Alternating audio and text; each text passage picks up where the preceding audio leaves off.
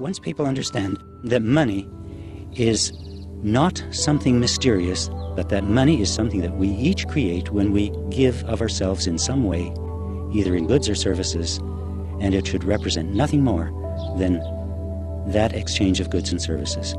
And it's not a difficult concept. It is so simple that, as John Kenneth Galbraith stated, the mind is repelled. The creation of money is so simple that the mind is repelled. And yet, through obfuscation, through blurry funding, confusing statements, the ordinary people do not understand. But once they understand, there'd be a revolution before morning. That's what Henry Ford stated way back when. The study of money, above all other fields in economics, is one in which complexity is used to disguise truth, not reveal it. Now, here's a quote that we really must grasp, and this is where our downfall is because most people don't grasp it, because it is deliberately confused. Of all the contrivances for cheating the laboring classes of mankind, none has been more effective than that which deludes them with paper money. When people understand what is being perpetrated on them, they will speak out, just as a number of good congressmen in the United States have. I have here a quote from Congressman Wright Patman. "I have never yet had anyone who could, through the use of logic and reason, justify the federal government borrowing the use of its own money." There's another statement by him that I have here, which says, "There is not a single person within range of my voice who does not know that the Federal Reserve is an illegal organization that puts people into debt unnecessarily." Wright Patman in Canada, the best answer for that is Gerald Grattan McGeer. And we could do a documentary on Gerald Grattan McGeer. He should have been listed as Canada's greatest Canadian. In 1935, he single-handedly, he was a brilliant lawyer, King's Counsel, an MP at that time, and also a legislator in the BC government for a number of years. But he single-handedly cowed the Macmillan Commission, which was sent out from Britain, the Lord Macmillan Commission, to fix our economy. He cowed them and talked to them as if they were a bunch of freshmen in college. And as a result of Gerald Grattan McGeer, the Bank of Canada became a reality, and his recommendations are the base of the Bank of Canada Act, and they still are law.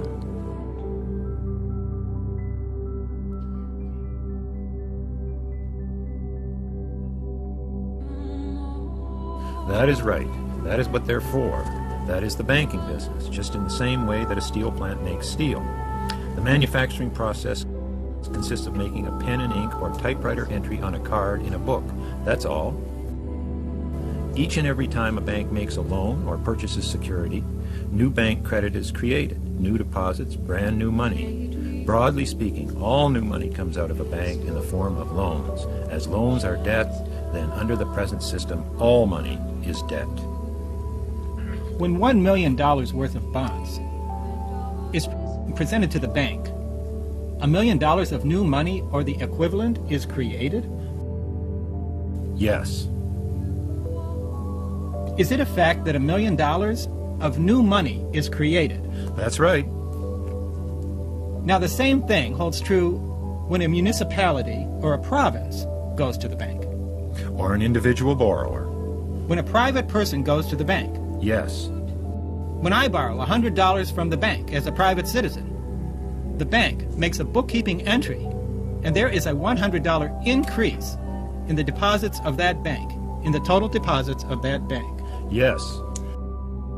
Mr. Towers, when you allow the merchant banking system to issue bank deposits, which, with the practice of using the checks as we have it in vogue today, constitutes the medium of exchange upon which I think 95% of our public and private business is transacted, you virtually allow the banks to issue an effective substitute for money, do you not? The bank deposits are actual money in that sense, yes. in that sense that they are actual money. But as a matter of fact, they are not actual money, but credit, bookkeeping accounts, which are used as a substitute for money. Yes? Then we authorize the banks to issue a substitute for money.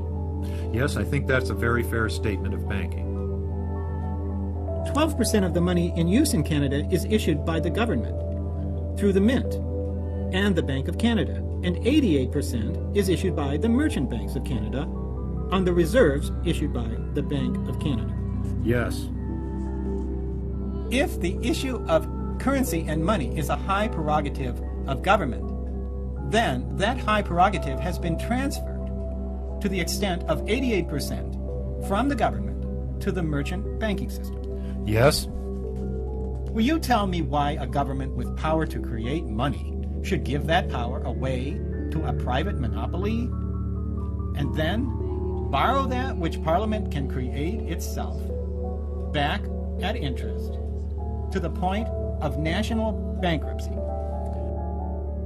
If Parliament wants to change the form of operating the banking system, then certainly that is within the power of Parliament.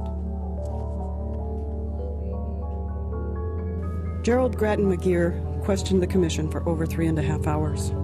Representing the Vancouver Trades and Labour Council, McGeer told the Commission it was trying to patch up an ox cart, and that Canadian banking was a credit racket that was strangling commercial life.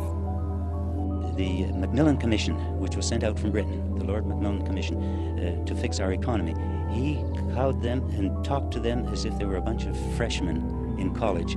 And as a result of Gerald Grattan McGeer, the Bank of Canada became a reality, and his recommendations are the base of the Bank of Canada Act, and they still are